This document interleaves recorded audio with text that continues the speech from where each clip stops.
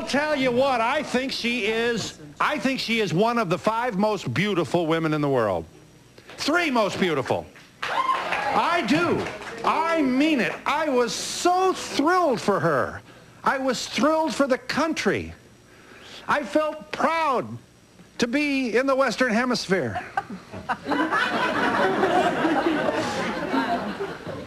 And now, the fairy tale has ended.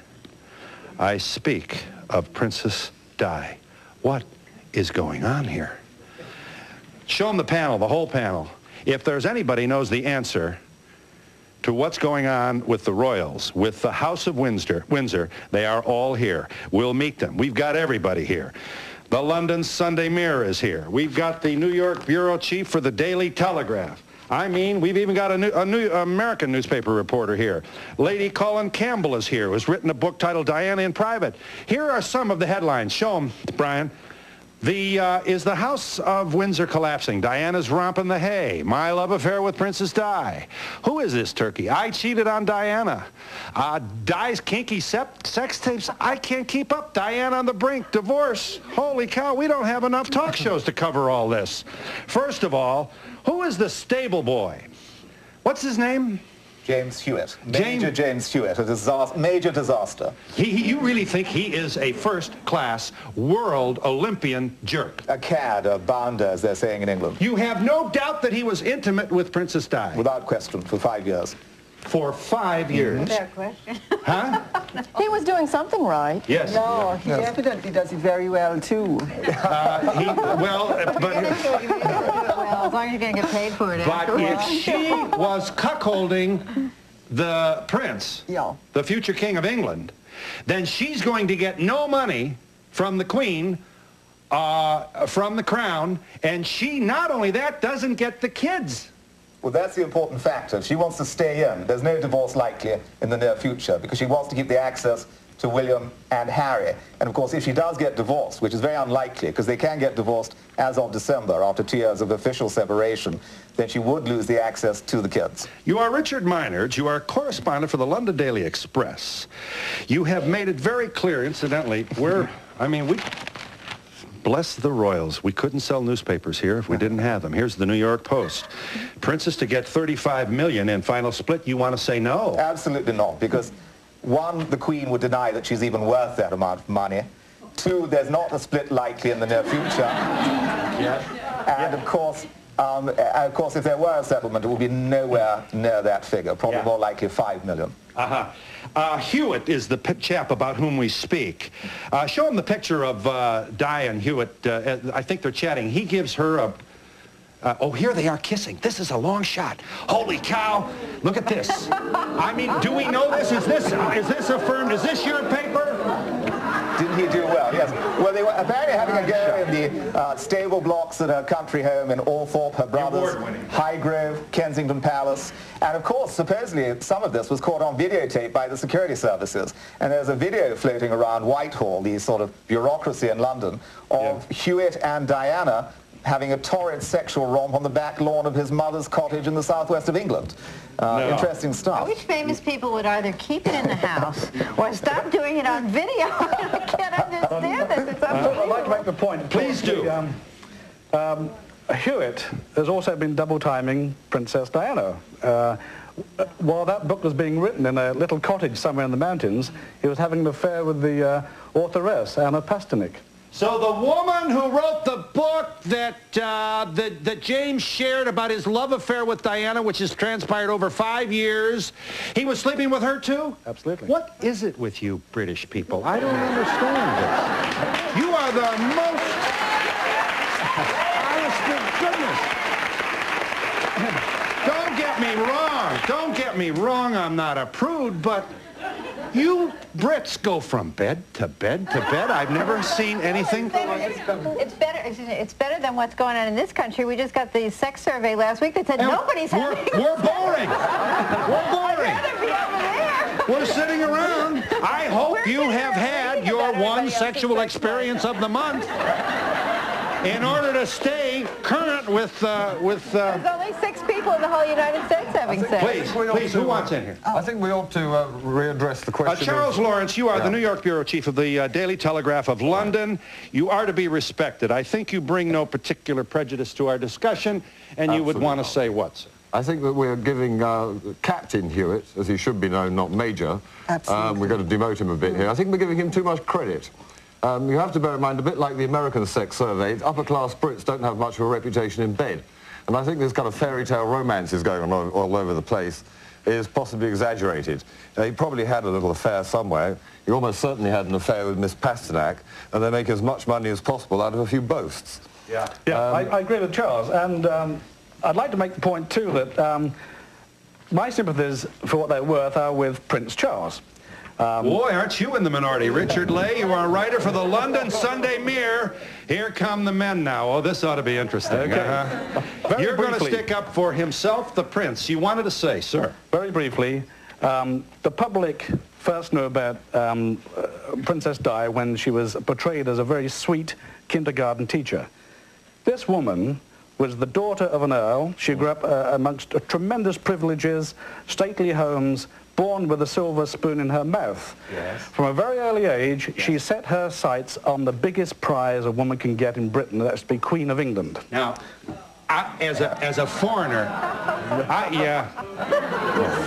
watch me handle this. Slide-eye. Do I understand that the Prince Charles first met Lady Di at the age of, she was 12 or something? That's right. In fact, in those days, he fancied her sister. Right. Okay. Well, that's encouraging. She wasn't 12, she was 16. No. Right. But, I'm sorry? She wasn't 12, she was 16, and he was having an affair with her sister. But I think the first encounter, though, the superficial encounter, was when she was 16. 12. No, she was 16. He was on a shoot, and she was let out of boarding school, and he was staying with her family for a shoot, and he was having an affair with her sister. Very good. And they met in the field. It's all in my book. More sex. All right. We'll sell your book here in just a minute. First of all, she was considered more likely as a partner for Prince Andrew, the younger brother, not She Charles. was. All right. That's right. But may I have then the consensus of the panel that the flirtatious attentions that Prince Charles first gave to this young teenager was when she was like 17 years old? No. Well, how old was he?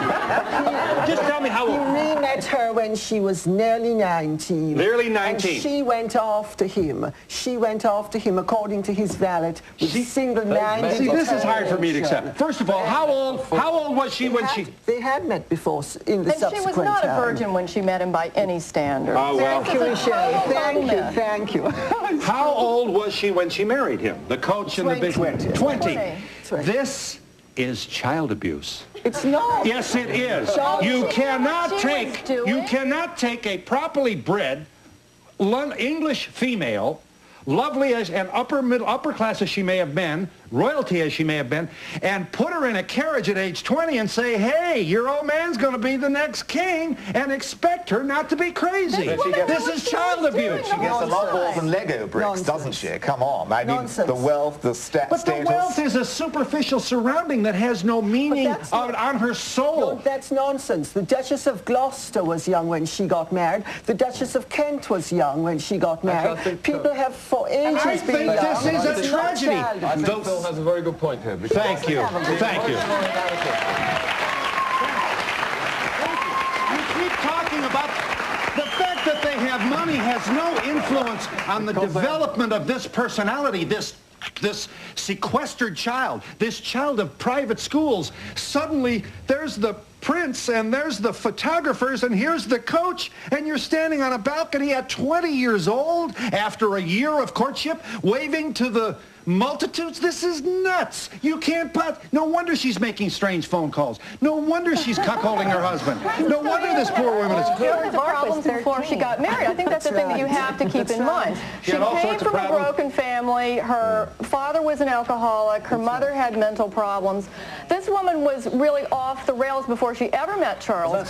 She went after him hook, line, and sinker. She knew what she was doing. Philip said, marry her. She's gorgeous and she's a virgin. That's right. That's right. It was not easy. All right, but you're making her the Spider-Woman. He sought her at the behest of his father. But she had a good sense of what she was getting into. The biggest deceit in this wedding is what? Was the public announcement that Princess Diana had had to undergo a 600-year tradition of being tested for her virginity. Right.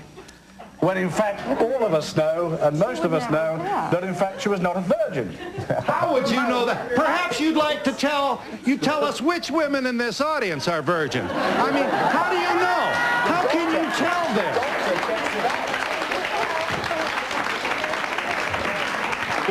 Can we see the picture of this guy? Show him this picture. I want him to see this. Here's the guy that claims to have had an intimate, more than 5-year love affair. There she is presented. He's a stable guy. He's in the what do you call it? He was a polo player. Yeah, but I mean, he's in the Corps or something, the cadets or something. Here she is giving him, there he is. He was hot to trot. Yeah, listen. Consistent with our commitment to bring you the news of the day as it happens. In the next segment, I'm going to show you this guy. It's an interview with him that I don't think we've seen here in the States, have we? You get to look this guy over. This is interesting.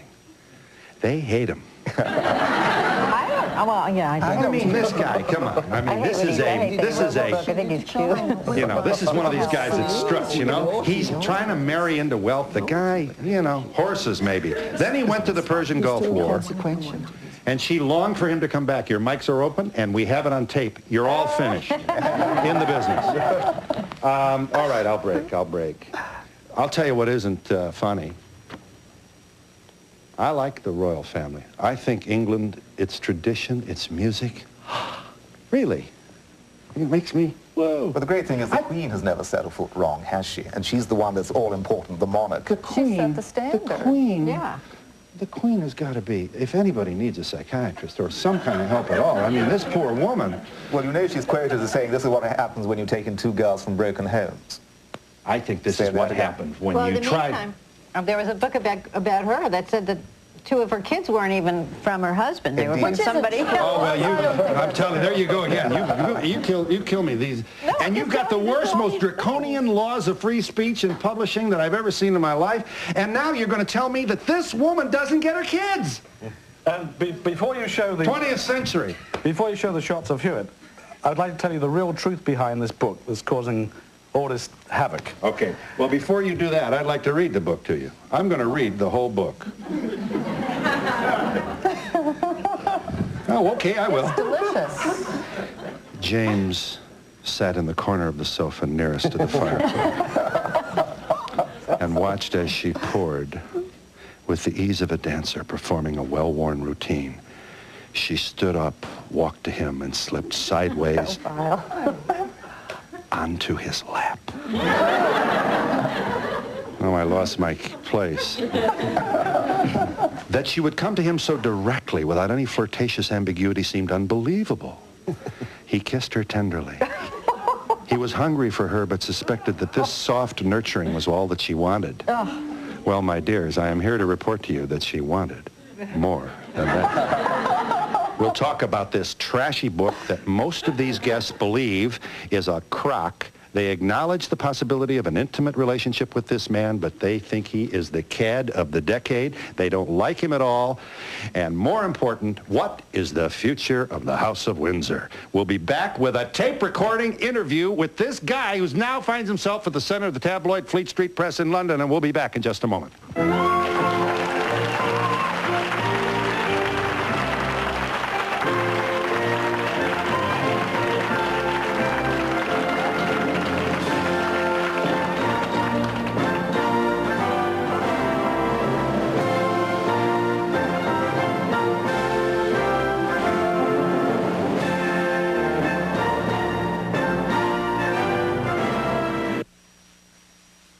So people with severe dry skin really suffer. Yes, itching.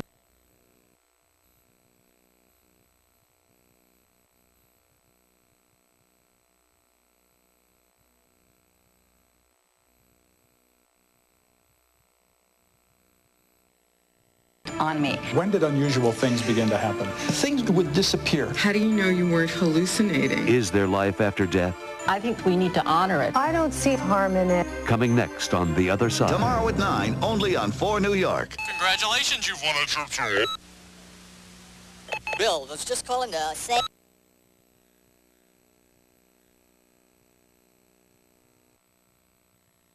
Major. Captain is a lower rank in England than Major. Yeah. Lady Colin Campbell, you have written a book titled Diana in Private. You are a personal friend. May we say this is overstating? Well, I know her socially, which is not the same thing as saying I'm a personal friend. If I'd been a personal friend, I couldn't have written the book. I appreciate your honesty. What would you want us to know about this most extraordinary young woman? Well, I think that, you know, she has a wonderful public image, and she's very charming and sociable and all the rest of it. But this is a very, very disturbed young woman. And I think people just don't seem to understand how disturbed she is.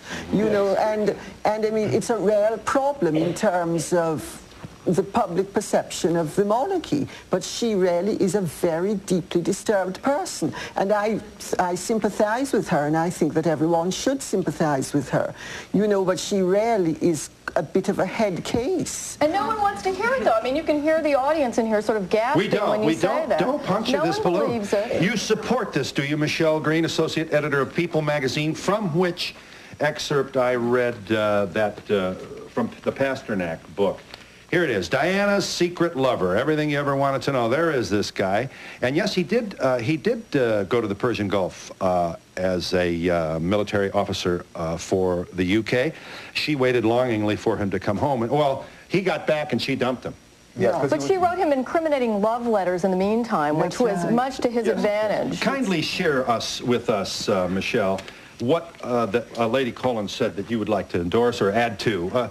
Gosh, I'd be disturbed too if I were raised like this and you suddenly said, you're going to marry this woman and all of a sudden you're in a carriage and you're on the BBC. I don't think we're being judgmental and saying she's a bad person. I think we're saying she's got distinct problems that she brought into the marriage that have been exacerbated by the fact that she married a man she didn't know. She's not that bright. She's not able to really fit into a position like that.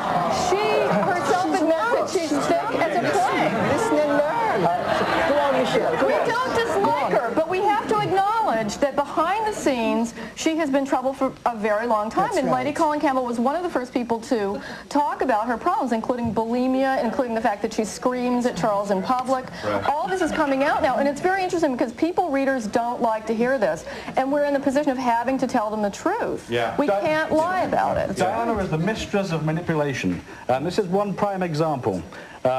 8 years ago, she went on British television and, fluttering her eyelids, said, "I have the brain the size of a pea."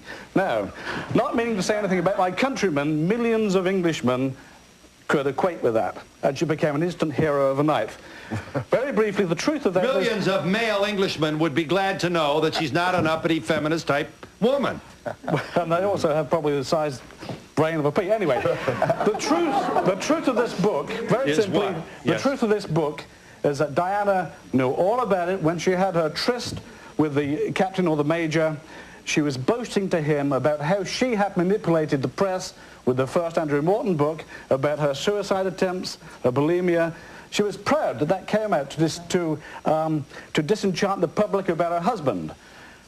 While she was having the affair with the major, she suggested, well, maybe one day you'll write a tell-all. And the reason she did that was that she wanted to hurt her husband, Prince Charles, even more. But in so doing... I don't think she's upset about this book. Not at all. There's a smug little smile on her face these days, which is very telling. Yes, I mean, but does this book not give the Queen an opportunity to say, you cuckolded the future king, you do not get any money, you don't get the... that. They cannot put this woman out on the street. She's the mother of the future king. She has got these aces, and they cannot treat her badly in public. First of all, she's an extremely rich woman in her own right. She is never going to be on the street. As a Spencer, she was rich. She has millions of dollars on her own. $30 million. She got $1 million trust fund from her late father when she was 1, which after 33 years, you can imagine how much it's worth now. Linda Stacy's Collins with the New York Daily News. You wanted to say? I was going to say, but what about this Yutz that she's married to, that he comes out with this book and says all this stuff? Come on! Prince. His father was cold. His father didn't Come on, get over to the can't be the King of England. Stop whining. You make me sick. You think he's a whiner, do you? You're saying Charles is a wimp.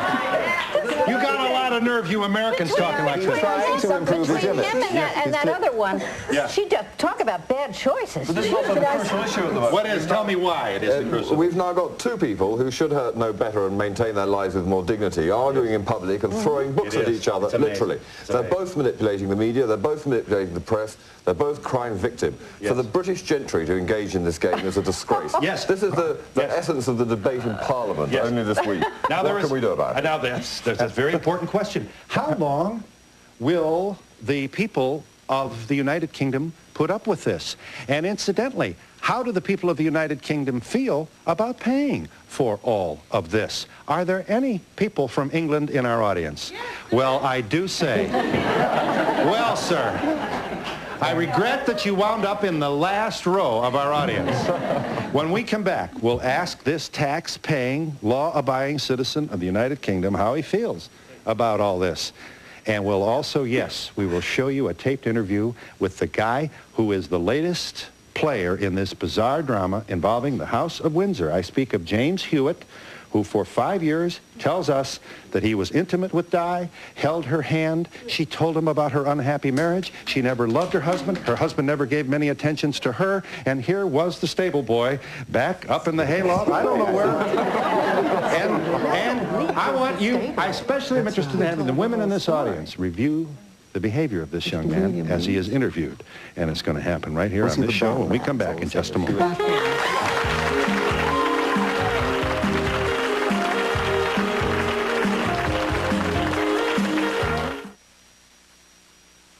Imagine your favorite Christmas story live on stage.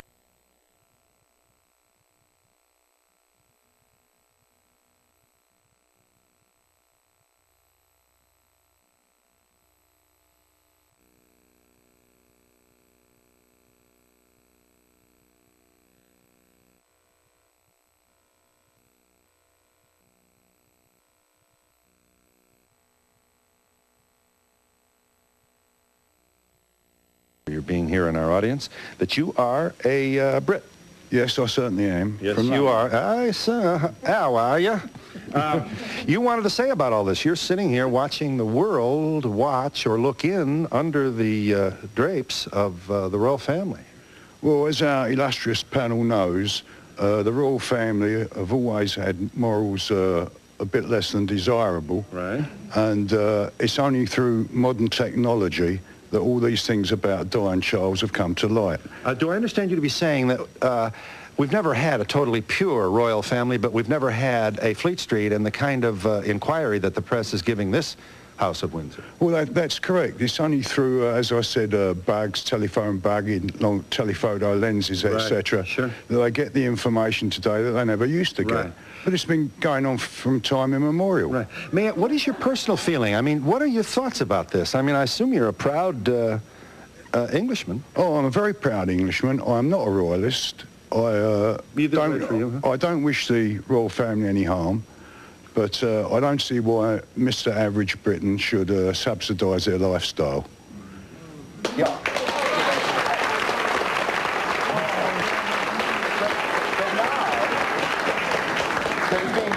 Listen to the Americans. You're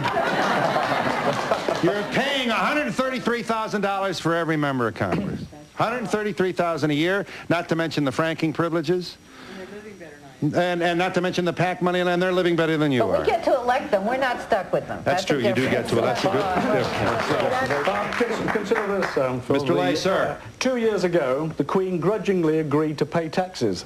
Her next step was to charge the public to visit Buckingham Palace. Yeah, but that was to restore Windsor, not for her personal coffers. Of course, but the money's not going to all to Windsor. Haven't they discovered that it's being sort of kept in a slush fund? Well, not as far as I know. I think that they said about $3.5 million is being raised each year from the opening of Buckingham Palace over the next 5, and that's to repair Windsor, as far as I know. Am I much too radical to say that the bloodline notion, idea, is anachronistic? It's over. Let's stop it now. This is the 90s. We're about to go into the 21st century. You can no longer tell a young man or woman that they can or cannot marry according to their... This is ridiculous.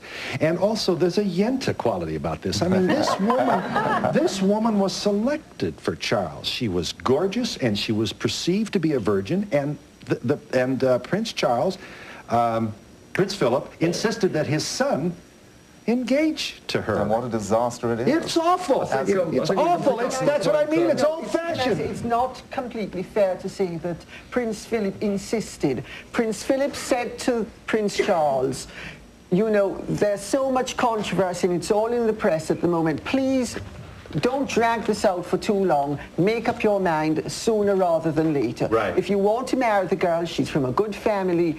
Her grandmother is the Queen Mother's lady-in-waiting, blah, blah, blah. The Spencers, you mean? There's connections. So, you know, don't drag it out. Don't compromise her reputation. Make up your mind sooner rather than later. And he interpreted this as pressure. But it's not fair to the Duke of Edinburgh to say that he was bullying his son into getting married. I mean, for God's sake, the man was 32 years old when this conversation happened. Why didn't Charles say no? But the king, you know, responsibilities to the crown, all that, you know. He had lots of choices. He could have made another one. But also, can I suggest? Yes, ma'am, you may, please. Also, Diana led Charles to believe that she was a completely different person than she was. By his own admission, he married her thinking she was a soft, sweet, country-loving girl. She was 19 years old, for God's sake. You ever meet a 19-year-old girl? Woman? No, because as soon as they were married, she turned out to be a dominatrix. 19? You don't know anything. I wouldn't let you out of the house if you were my daughter. We gotta see. I'm getting married. She's getting married? Well, this audience wants to talk to you. We have to show this interview. You want to do it after the break? We have... This guy was the head of something, the detail, the horses or something, at Fergie's wedding. Is that right? And what year was this? Just show him a little piece, and then we got a break. Show him a little piece, and then come out. We'll show him the whole thing. Here's the guy that claims to have been sleeping with Diana, Princess Di, for the last 5 years. Show him, Ryan. I'm joined now by Captain James Hewitt. Now, he is an officer of the Household Division, but more importantly, he's the right-hand man to the Brigadier who's organised this entire procession. And I think your very presence here this very morning means that you're confident, you're relaxed, that everything is going to plan behind the scenes. Is that right? Well, I hope so. I'll give you a chance to tell the whole story. Is he good-looking? Yeah. You like this guy?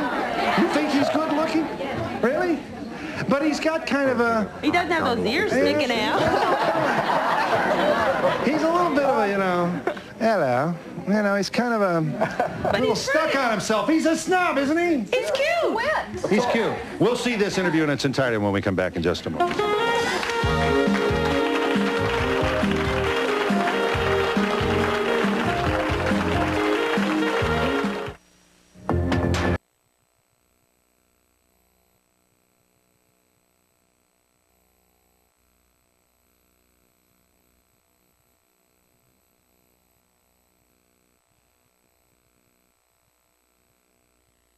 Have a love affair with Love Affair? Pia reviews the Beatty Benning romance. And remember when baseball was much more than...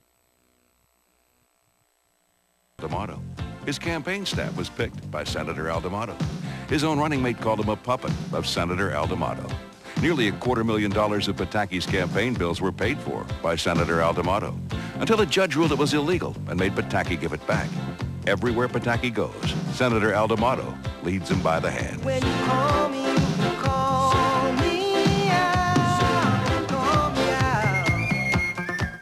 The all-new Subaru Impreza Coupe has dual airbags and crumple zones to help you survive accidents. But its real beauty is helping you avoid them.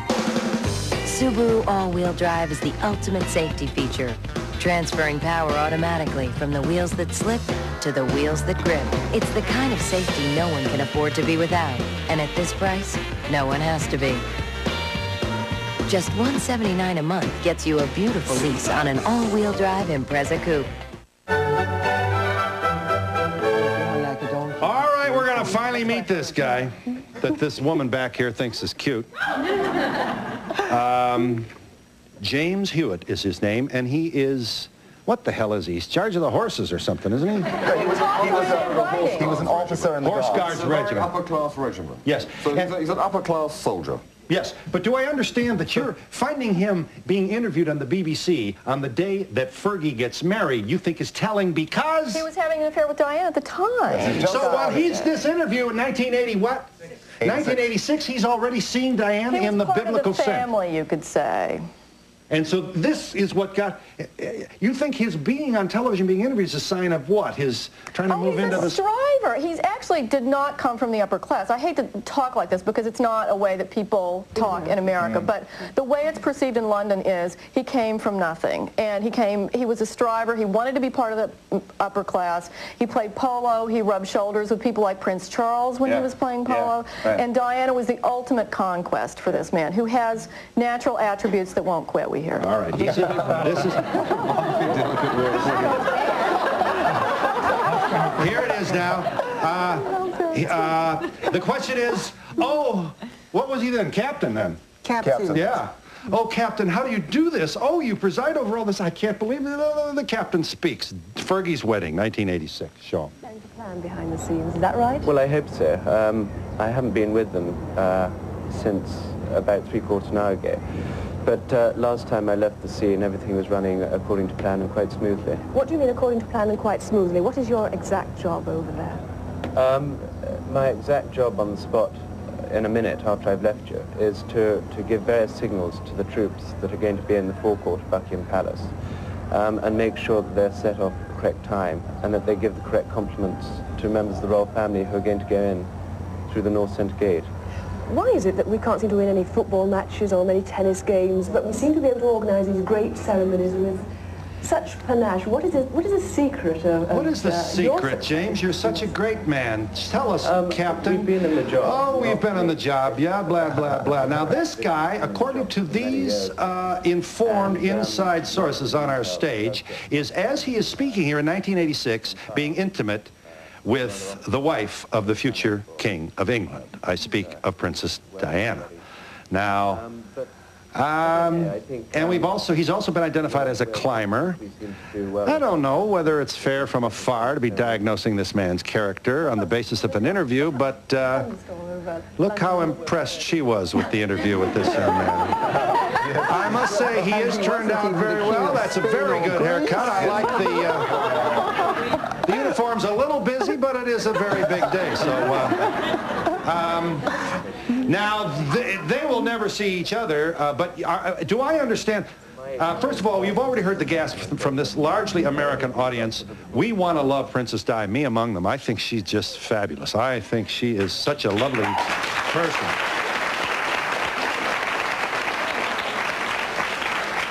And I'll be kissing a baby and waving the British flag here in just a moment as well. Lady Colin, please. But why can't you love her and acknowledge that she's a distressed person, I do. that she's etc., etc.? I do. You know, I don't but I think, see I'm a not judgment asking- being made by these very, very pushy people over here. Oh, I don't think They seem to be suggesting that she was the conniver, that she was a climber, that she was a reaching out. She was. No, but She I think told you're saying that she was a total innocent and she was stupid, and we're saying give her more credit than that. She knew what she was People doing. who know her describe as a mix of Mother Teresa and Machiavelli, the perfect combination. One of the things she used to taunt Prince Charles with was Prince Charles's very cruel father, Prince Philip, knew that his little son was shy, not a very good build, not athletic, sent him to the toughest, roughest school in England, in Scotland it was, in fact, Gordonston. Gordonston, all boys military discipline, etc. That's right. No, Gordonston is famous for 2 or 3 things. Apart from toughening up the kids and so forth, shall we say, sexual abuse of one sort or another runs wild. Charles, poor little Charles, had no chance against the bullies, and he kept this thing very secret and only did confide to Princess Diana, who chided him for it. Well, you say runs wild with a very imprecise language, and also we cannot support this allegation. I think all of us, in view of recent events, should be at least look again at all our institutions that would presume to assume guardianship over our children. But you do not have proof of that. Let's understand that. I don't want to go to any depositions in Scotland, all right? I mean, Charles is more cerebral, intellectual, loves the arts, opera, the ballet. Yes. Diana, as she admits, is as thick as two short planks. Her greatest educational attainment was best guinea pig in class. But then really none of the Windsors' IQs exactly soar into the triple digits. Let's be honest. Yeah. It's not the brightest house in the world. But Diana has She's an astonishingly manipulative girl. She's what? Astonishingly manipulative. Yes. I thought the most shocking headline I've seen in the London tabloids was the one in The Sun, I shouldn't quote a rival, saying how she'd made poor Charles get rid of his favourite dog because she was jealous of it. She couldn't even stand the rivalry of a dog. And anyone who's been... Who's in your book? Anyone who's seen her up close, you can see it. Now let me just... pathologically jealous. Now help me catch up with the chronology here, because if we don't understand this, then you folks aren't going to be informed. Charles was seeing Camilla Paglia. Parker Bowles for at least 20 Parker Bowles, years. sorry. Parker Bowles. All right, she was his woman. She had a mother figure, kind of mature, sexual. It was a lovely, but she couldn't marry him because she was married. Already married. So we come along, we get a 19-year-old girl, the Spencer girl, who's well-bred, and she's also legit, bloodline, everything's going to work. Father says, hey, she'd be a nice, she's a virgin, you know, so pressure's on. He's getting to be 32, 33, he's got to do something. He's engaged. Now they're married. He continues to see Camilla. Not true. Not true. He continues to see her. I read it in the paper. What happened? What do you mean he didn't see her?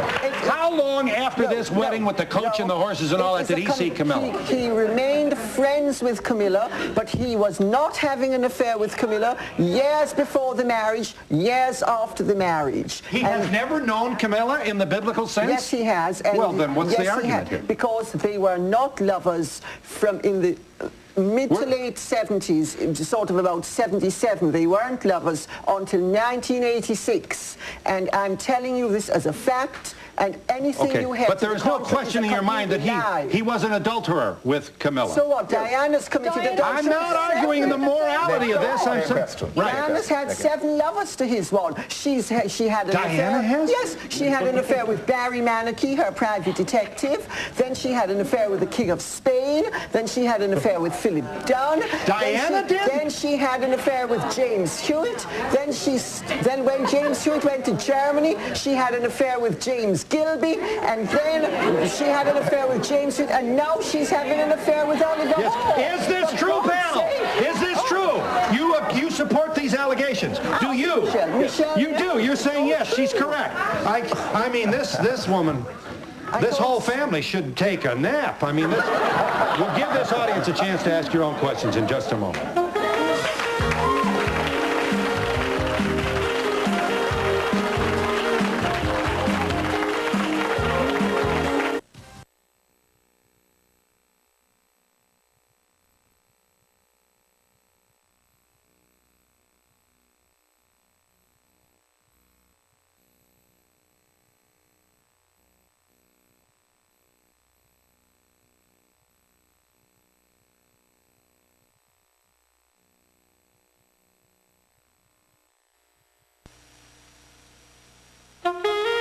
For a transcript of Donahue, send $3 to Journal Graphics, 1535 Grant Street, Denver, Colorado, 80203. To order a video cassette for only $24.95, just call 1-800-FOR-VIDEO. Yes, coming to you, yes. This is, I would like to make a comment to Michelle. How did you know about Diane's intelligence level? Haven't you read your psychology book? Your IQ test is not valid anymore. Oh, I'm not talking about IQ tests at all. I think people anecdotally who know her realize, you can tell if someone has basic intelligence by the way they behave, the way they talk, what they're interested in. Nobody's saying IQ test or a factor here. I would like to know, if Diana was so unintelligent and so disturbed, why was she picked in the first place? And as well as that, the Queen have anything? She was 19. I don't know how much information they'd have on the woman at that. I want to know if all of you British are so anti-Di because you want to stay in favor with the royal family. That's what I wonder, too. You better squirm up there. All right. I just wanted to say, I think the real victims here are the children, and that's something that we should keep in mind. Yes, ma'am. Do you seem to spend all your time underneath the beds to know how much, That's my question. how many affairs that she's had? All right. Yeah. Boy, I'm glad we don't do that over here, you know? That's mine. What a double standard this is. What do you mean? Look, they're saying Princess Di was not a virgin when she met the prince. Right. Was he a virgin? So it doesn't matter either way, yeah. Sir. I'm sure that he knew what he was getting into before he got married, so he now gets what he deserves. Uh-huh. You think so, do you? You catch? This is for you. Not our sweet Diane. What? Not our sweet Diane. You don't want the bubble to break here. Yes. I'd like to know how you actually know these facts. You're actually in the room at the time when Where might you be, lass? I'm from Australia, but I've lived in England. Yes, and you question him. You don't think they know what they're how you actually know these intimate details about them. We're actually because in the room when it we have happened. access to the staff, the officials, and they get very poorly paid, and a big check is a great incentive. Because these people, most of them earn $15,000, $18,000 a year. Yeah. The only benefit is the royal connection. They're not financially. Yes. Will there be a divorce? Giving money. There will be. Do all of you agree there will be a divorce? Yes. Next month. Yes, there will be a divorce. Yes. Do you agree that Princess Di will get some money? Yes. No, not very much, though. And will she get liberal visiting privileges for William and Harry? Yes, yes. We'll be back in just a moment.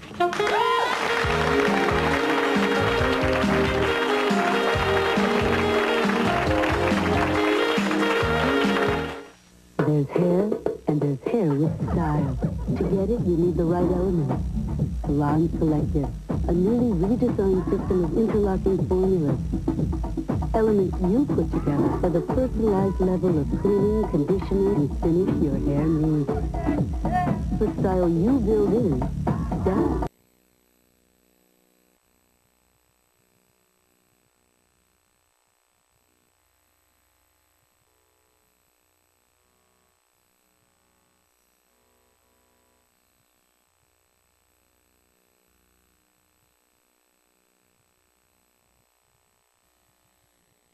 All right, we haven't talked about the phone calls. Here's Oliver Hall, a married man. Oliver Hall's phone has been ringing. Oliver Hall, I would ask our panel, what is it? H-O-A-R. Sorry, whore, H-O-A-R. H-O-A-R-E, isn't it? H-O-A-R-E. Oh, please, let's be on our best behavior. I apologize to these.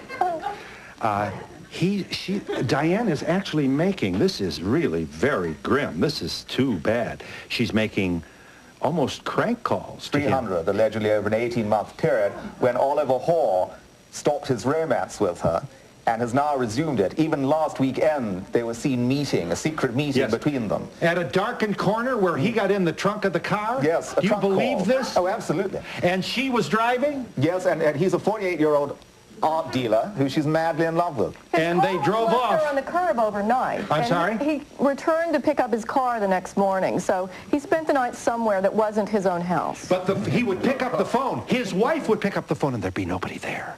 You could just hear somebody. And She shouted a stream of abuse at his wife. But there were silent ones, too. Right, absolutely. Yes. But It was to the wife. You see, it was the phone to the calls wife. weren't to him. Yes. They And were did to the wife finally say, "Is it you, Diana?" And on the other end of the phone came the burst of tears and sobbing. This woman, who would have been married to the King of England, is making desperate, very, very disturbed calls to another lover, Oliver Hoare, a close personal friend of mine. How very grim this is. My question is, we've heard from one citizen of the United Kingdom, speaking, I am sure, for millions of the Queen's subjects, a bit out of patience with paying for all this. Will the Crown survive? Yes. Will the House of Windsor survive? Yes. You think in both? Because the Queen is in her mid-60s. She'll probably live to her mid-90s like her mother. She said she won't abdicate. The Queen has never said a foot wrong. And this is 30 years ahead. So we're talking 50 years after the abdication crisis of 1956 or 36, when they said the Crown would end when the Duke of Windsor got married to Wallis Simpson. Here we are 50 years later. with the Windsors, or at least the Queen, strong. It's just the kids that are causing the problem. We'll see a fundamental change in it. That's my next question. What about it? I think they're going to end up as a much more ordinary, less mythologized, less expensive. Could you marry the scullery maid in the future and still be king of England? No. No? You couldn't get away with that. They've So seen blood the will still obtain then to royalty. I think they see the dangers in marrying someone who's not royal. I think they might be more careful from now on with the oldest son. Can you in the future get divorced and still be married to the king? Oh, yes, of course. You have What to do you be mean, of course? That's not the rule I think now. it will change. No, I think things are changing. I mean, this situation would never have been allowed to occur, say, in the 1950s, 1960s. Look at Princess Margaret, the Queen's sister, who had to drop her boyfriend because he'd already been divorced. Yes. But if I'm hearing you, if I am hearing you, Mr. Meinertz, you are saying that that Charles's infidelity is not a deal breaker. He can be king. Constitutionally, he's the eldest son of the monarch, and constitutionally, he'll be the next king of England. The problem is he's opened his mouth way too far recently. Well, it's also a matter of... The problem is what? I'm sorry. He's opened his mouth about it. I mean, you can do anything if you're in the position that Charles is in, but talk about it. And with the Jonathan Dimbleby book, in which he confesses, there are revelations about his relationship with Camilla. He confessed on the ITN documentary that Jonathan Dimbleby anchored that he had been an adulterer. The future king did, yes. Yes, Charles. but he did the wrong thing, and I think that that's what's really going to plow. I disagree, because his candor, after that interview, his popularity ratings actually went way up. So clearly the British public, which is the main point, clearly appreciated him being candid. Yes, but you call him a whiner. But everybody, they're saying get him out. But everybody is acting as though this is like something new. Royal families have always done this, and when you go into a situation like this, you know you're trained from this from birth, as she was, as he was. All of a sudden, they're acting like every moron in the world, going to every tabloid and talking about their sex life, like Roseanne Barr. I mean, have some shame. What are you doing? When Charles goes into the streets and into the towns and countryside, he's met by throngs, thousands of people saying, good old Charlie, whatever, he can do no wrong because he's going to be the next king. Interesting too, the most successful play on the West End stage in London at the moment is a play about what would happen if the royal family were no longer royals and they were living in a sort of projects. You know, the Queen washing up and wanting her to fry an egg and so forth. Good idea. Thousands and thousands of people are going to this play. And Charles relates to the people, and they relate to him. That's why Charlie will be a very successful king. That's the student prince revisited. He's very in popular. reverse. Yes. He's very popular with the ordinary people. He does a very great amount of work with the inner cities. And Charles does. Yeah, and his charities so are Charles is organized. up and Diane's down. Diane's popularity is dropping, Charles is going up. And we'll be, boy, talk about spin doctors. We'll be back in just a moment.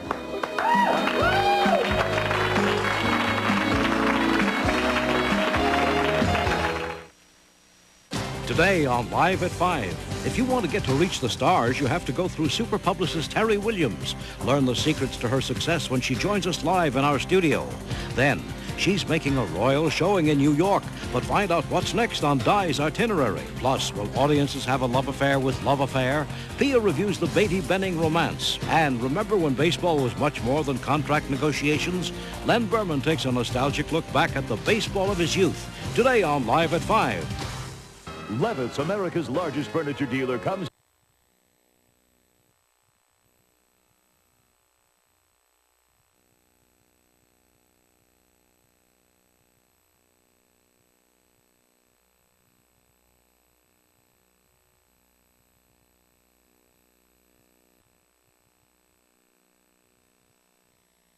and Foster mattress sets.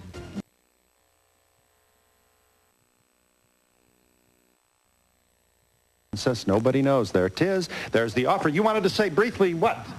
I think Di should move to the United States where she's accepted. Diana, yeah. You wanted to say, yeah. Yes, he was wearing her cufflinks the day he got Services provided and promotional fees paid by the following.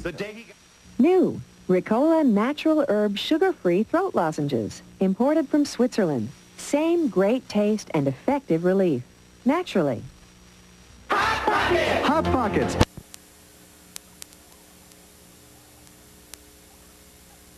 The point is that the whole attitude, engagement, public, well, in the first place, a private matter, and should be regarded as such.